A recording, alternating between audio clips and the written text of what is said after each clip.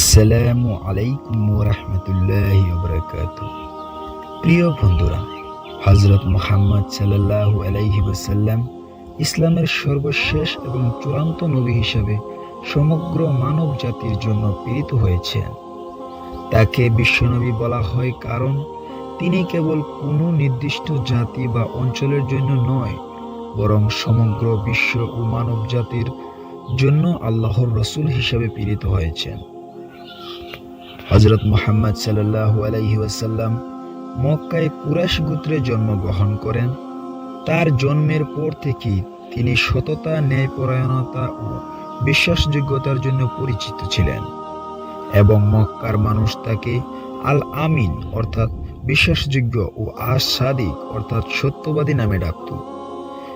তিনি 40 বছর বয়সে আল্লাহর পক্ষ থেকে নবুয়ত লাভ করেন।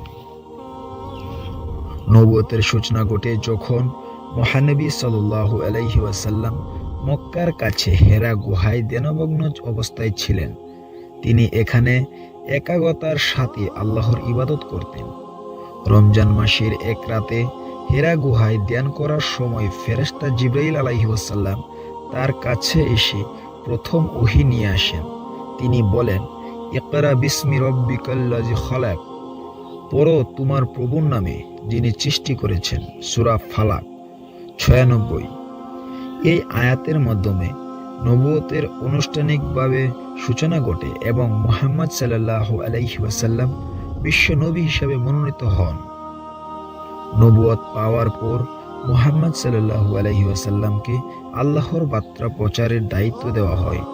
তার মিশন ছিল তাওহীদ, একত্ববাদ প্রচার করা অর্থাৎ আল্লাহর একত্বে বিশ্বাস স্থাপন করা এবং মানুষকে শিরক, আল্লাহর সাথে অন্য কিছু বা কাউকে শরীক করা থেকে বিরত রাখা। তিনি মক্কায় ইসলাম প্রচার শুরু করেন, কিন্তু শুরুতে মক্কার কুরাইশরা তার তীব্র বিরোধিতা করে।